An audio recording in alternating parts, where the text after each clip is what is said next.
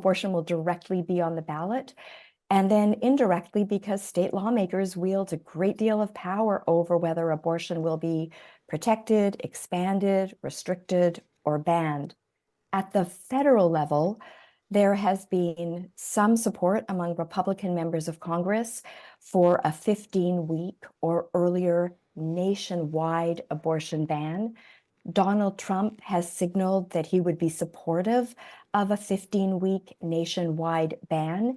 So who the voters elect for president may well determine whether there is a nationwide abortion ban. This past week, the Supreme Court heard the first consequential abortion-related case since it released its Dobbs opinion that reversed Roe versus Wade in 2022.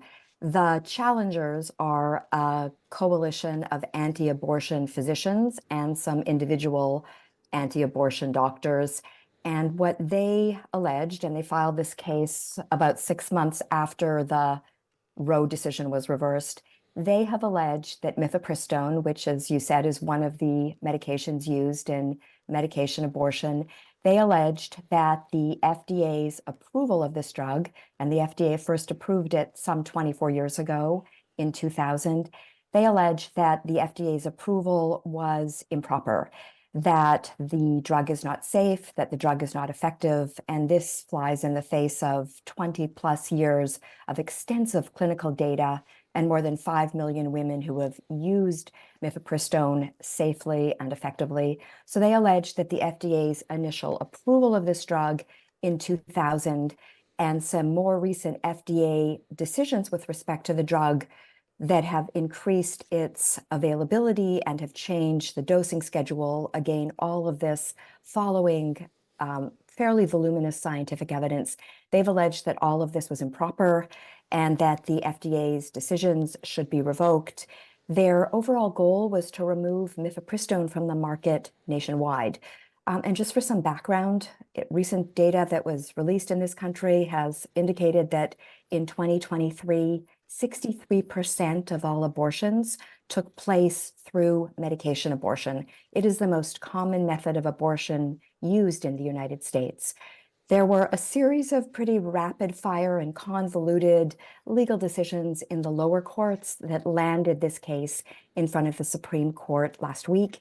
And at issue is not whether the original 2000 approval should be reversed, so mifepristone will remain on the market, but some subsequent decisions that the Supreme Court made in 2016 and 2021 that fairly dramatically increased access to mifepristone, removed many of the prior obstacles to mifepristone.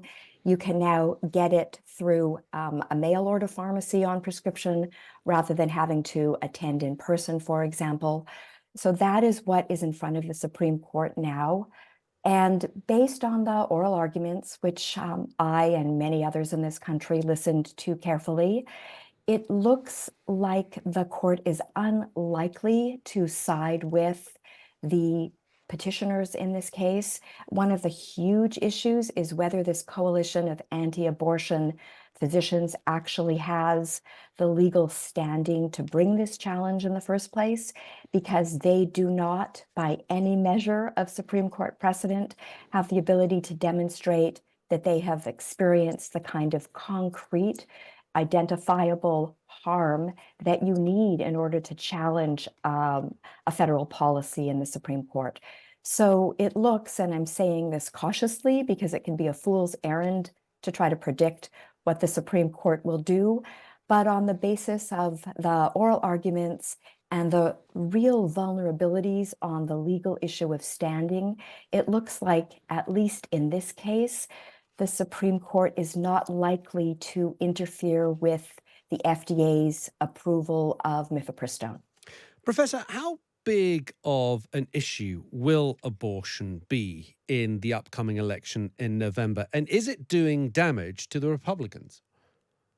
So in answer to the first part of your question, I think abortion will actually be a really substantial issue on the ballot in November, both explicitly in some states and implicitly in others. I say that because when the Supreme Court reversed Roe, they said explicitly that the question of abortion and abortion regulation will now be returned to the people and their elected representatives, and the constitutional limitations that Roe had imposed would be removed. And in the nearly 2 years since Dobbs reversed Roe versus Wade, the states have indeed acted aggressively to regulate abortion. Currently, there are 14 states that ban abortion in almost all cases. There are another 2 states that ban abortion after 6 weeks of pregnancy. And on the other side of the balance, there are 27 states in which abortion continues to be legal, and 21 states in which not only is it legal, but lawmakers have introduced additional protections to ensure and expand access. Because the issue of abortion legislation has been put squarely in the hands of lawmakers, elections and who people elect have never been more consequential with respect to abortion. There are currently, I think, about 13 states that are trying to put state constitutional amendments on their abortion ballot come November.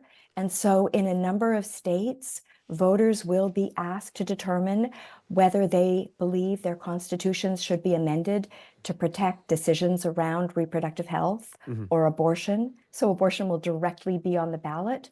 And then indirectly, because state lawmakers wield a great deal of power over whether abortion will be protected, expanded, restricted, or banned.